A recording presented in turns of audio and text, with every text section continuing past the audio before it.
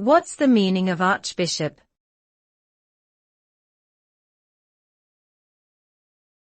Archbishop.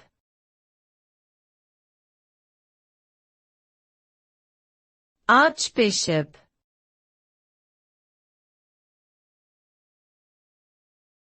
Archbishop.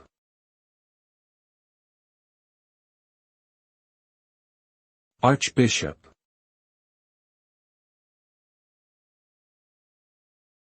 An archbishop is a high-ranking bishop within the hierarchy of the Catholic Church, Eastern Orthodox Church, and Anglican Communion. They oversee multiple dioceses and carry significant authority within their respective institutions.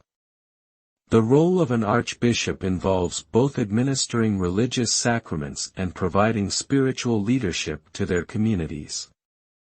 Archbishops are usually appointed by higher authorities within their respective churches and often play a prominent role in the religious rituals and traditions of their faith. Overall, the term archbishop refers to an important figurehead in various Christian denominations, tasked with overseeing spiritual affairs on a larger scale.